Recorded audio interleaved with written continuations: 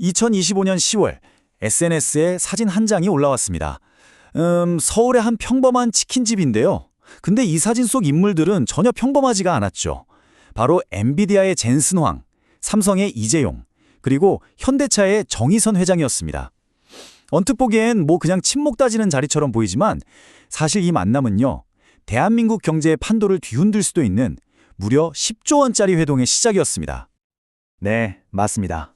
이건 절대 단순한 저녁 식사가 아니었어요. 대한민국 경제의 운명을 걸고 벌이는 거대한 게임, 그 서막이었던 거죠. 바로 이 자리에서 우리나라 AI의 미래를 결정지을 역사적인 거래가 물밑에서 시작되고 있었던 겁니다. 이 모든 이야기의 심장부에는 이 숫자 26만이 있습니다. 이게 뭐냐면 바로 한국이 엔비디아로부터 확보하기로 한 최첨단 GPU의 개수입니다. 26만 개. 아니 근데 이 숫자가 대체 뭘 의미하는 걸까요? 왜 이렇게 중요할까요? 자, 그 규모를 좀 더 와닿게 돈으로 한번 환산해 볼까요? 요즘 최신 GPU 한 장이 거의 4천만 원이거든요. 이걸 26만 장 샀으니 계산해 보면 10조 원이 훌쩍 넘는 정말 천문학적인 액수죠. 이게 얼마나 큰 돈이냐면요. 서울 지하철 9호선 짓는 데 든 비용의 5배고요. 인천국제공항 건설비의 2배에 달하는 금액입니다. 이건 그냥 기업의 투자가 아니라 거의 국가적인 프로젝트 수준인 겁니다.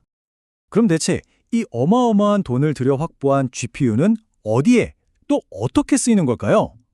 자, 지금부터 대한민국의 진짜 속내, 바로 AI 게임 플랜을 한번 제대로 파헤쳐 보겠습니다. 이 GPU가 어떻게 나뉘었는지를 보면 대한민국의 미래 전략이 한눈에 보입니다. 네이버 클라우드가 6만 개로 가장 많이 가져갔고요. 그 뒤를 이어서 삼성, 현대차, SK, 그리고 정부가 각각 5만 개씩 나눠 가졌습니다. 각 기업이 이 GPU로 도대체 뭘 하려는 건지 이걸 뜯어봐야 이번 투자의 진짜 의미를 알 수 있겠죠. 자, 먼저 삼성전자의 5만 개부터 보시죠. 삼성, 지금 반도체 위탁 생산, 즉 파운드리 시장에서 정말 심각한 위기를 겪고 있습니다. 경쟁사인 대만의 TSMC는 수율이 70%를 넘는데 삼성은 50%대에 머물고 있거든요. 쉽게 말해 칩을 만들면 절반이 불량품이라는 거예요. 바로 이때 AI가 등판합니다. 이 5만 개의 GPU로 디지털 트윈이라는 걸 만드는 거죠. 가상 공간에 현실 공장을 그대로 복제해서 수만 번, 수십만 번 시뮬레이션을 돌려보는 겁니다. 완벽한 생산 레시피를 찾을 때까지요. 다음은 현대차입니다. 현대차는 과거에 아픈 경험이 있어요. 자율주행 기술 때문에 이스라엘 기업 모비라이랑 손을 잡았는데 갑자기 인텔이 모비라이를 인수하면서 모든 게 꼬여버렸죠. 가장 치명적인 문제는 바로 데이터 주권을 잃어버렸다는 겁니다. 현대차에서 쏟아져 나오는 그 엄청난 주행 데이터가 모비라이 플랫폼에 쌓이는데 정작 주인인 현대차는 이 데이터를 마음대로 쓸 수 없게 된 거죠. 그래서 현대차는 이번에 확보한 5만 개의 GPU로 잃어버렸던 데이터 주권을 되찾고 테슬라처럼 데이터를 계속 쌓고 학습시키는 선순환 구조를 만들려고 합니다. 그런데 진짜 재밌는 건 지금부터예요. 현대차는 그냥 자동차 회사가 아니잖아요. 보스턴 다이내믹스의 로봇, 현대로템의 건설기계, 현대건설의 자동화 기술까지 이걸 전부 묶어서 피지컬 AI, 그러니까 현실 세계와 직접 상호작용하는 AI 생태계를 만들겠다는 겁니다. 이건 다른 자동차 회사들은 절대 쉽게 따라할 수 없는 현대차만의 강력한 무기가 될 수 있습니다. 이번 딜에서 가장 많은 6만 장을 확보한 네이버, 목표는 아주 명확합니다. GPT-4 같은 글로벌 거대 AI 모델과 어깨를 나란히 할 초거대 AI를 개발하는 것, 그리고 더 나아가서 대한민국의 국방, 금융 같은 민감한 데이터를 외부 위협 없이 안전하게 지킬 수 있는 주권 AI 클라우드를 구축하는 겁니다. 이건 단순히 네이버의 사업을 넘어서 대한민국 전체의 디지털 안보를 책임지는 핵심 인프라가 되겠죠. 그런데 여기서 이런 궁금증이 생기지 않나요? 지금 전 세계가 GPU가 없어서 난리인데 왜 엔비디아는 유독 한국에 이렇게나 많은 물량을 우선적으로 몰아줬을까요? 자, 이제부터는 관점을 확 바꿔서 엔비디아 입장에서 이번 거래를 한번 들여다보겠습니다. 바로 이 질문이 이번 거래의 핵심을 꿰뚫고 있습니다. 아마존, 구글 같은 세계적인 빅테크 기업들도 GPU를 구하고 싶어도 못 구하는 이 상황에서 한국이 무려 26만 장을 확보했다? 이건 엔비디아가 한국을 그냥 손님이 아니라 미래를 함께할 최우선 전략적 파트너로 보고 있다는 아주 강력한 증거입니다. 그 이유는 크게 3가지로 볼 수 있습니다. 첫째, HBM, 즉 고대역 폭 메모리. SK 하이닉스와 삼성이 꽉 잡고 있는 이 부분은 AI 칩 성능을 좌우하는 핵심 중의 핵심이죠. 둘째, 파운드리 다변화입니다. 엔비디아 입장에서는 TSMC에만 모든 걸 의존하기엔 리스크가 너무 크거든요. 삼성은 그 최고의 대안이 될 수 있습니다. 그리고 마지막, 셋째, 한국의 제조업 DNA.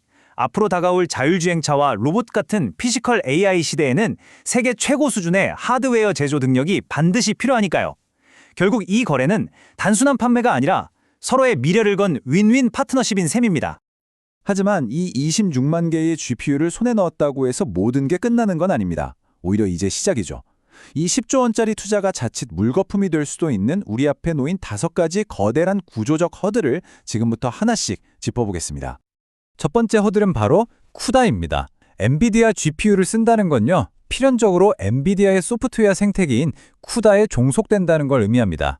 지금 AI 개발자의 95% 이상이 쿠다를 쓰고 있을 정도로 이건 사실상의 산업 표준입니다.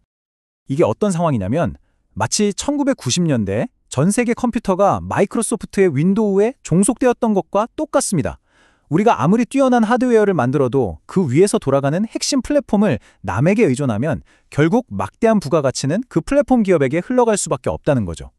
두 번째 도전 과제는 혁신가의 딜레마입니다. 생각해보세요. 삼성과 현대차가 수조 원을 쏟아부어서 엔비디아 생태계에 깊숙이 발을 담그면 과연 퓨리오스 AI나 리벨리온 같은 우리나라의 유망한 AI 칩 스타트업들이 성장할 공간이 남아있을까요? 당장의 성명을 택할 것인가? 아니면 장기적인 기술 자립을 위해 투자할 것인가? 아주 어려운 균형 잡기가 필요합니다. 세 번째, 바로 엄청난 전력 문제입니다. 26만 개의 GPU와 데이터 센터를 돌리려면 대략 600메가와트의 전력이 필요하다고 해요. 이게 어느 정도냐면 작은 화력발전소 하나가 24시간 쉬지 않고 돌아가야 하는 양이고요. 제주도 전체가 쓰는 전기의 절반에 달하는 어마어마한 규모입니다. 전력 인프라를 미리 준비하지 않으면 AI 혁신은 시작도 못하고 멈춰버릴 수 있습니다.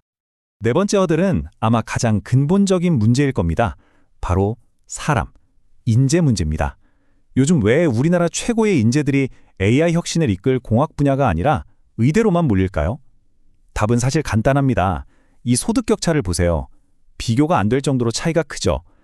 안정적이고 높은 보상이 보장된 곳으로 인재가 쏠리는 동안 정작 AI 혁신의 최전선은 심각한 인력난에 허덕이고 있는 게 현실입니다. 자, 그리고 마지막 5번째 도전입니다. 바로 사회적 충격에 대한 대비죠. AI가 우리 사회에 본격적으로 도입되면 수많은 일자리가 사라지거나 아니면 지금과는 완전히 다른 형태로 변할 겁니다. 이런 변화에 대비한 재교육 프로그램이나 사회 안전망 같은 준비 없이 AI 시대를 맞이한다면 우리는 상상 이상의 사회적 갈등에 직면하게 될 겁니다. 결국 대한민국은 지금 정말 중요한 역사적 기로에 서 있습니다. 10조 원짜리 치킨 회동이 엄청난 기회의 문을 활짝 연 것은 맞지만 우리가 그 문을 성공적으로 통과할 수 있을지는 전적으로 지금부터의 선택에 달려 있습니다. 성공으로 가는 길은 사실 꽤 명확합니다. 정부는 전력과 인재라는 핵심 인프라에 과감하게 투자해야 하고요. 기업들은 눈앞의 단기 성과에 매달리기보다 장기적인 관점에서 진짜 AI 역량을 키워야 합니다. 그리고 우리 사회 전체가 다가올 변화를 두려워하기보다는 그 혜택을 어떻게 공정하게 나눌지 지혜를 모아야겠죠. 우리가 꼭 기억해야 할 것은 이겁니다. 26만 개의 GPU는 결승선이 아니라 이제 막 끄는 출발선이라는 사실입니다. 이번 거래는 가능성의 문을 열었을 뿐 그 문 너머에 어떤 미래를 만들어갈지는 바로 지금부터 우리 모두의 몫입니다.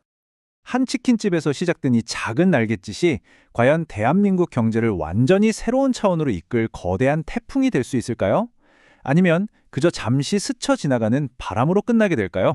그 답은 앞으로 우리가 어떻게 하느냐에 달려 있습니다. 지금까지 대한민국 AI의 미래를 건 거대한 승부수에 대해 함께 이야기 나눠봤습니다. 들어주셔서 감사합니다.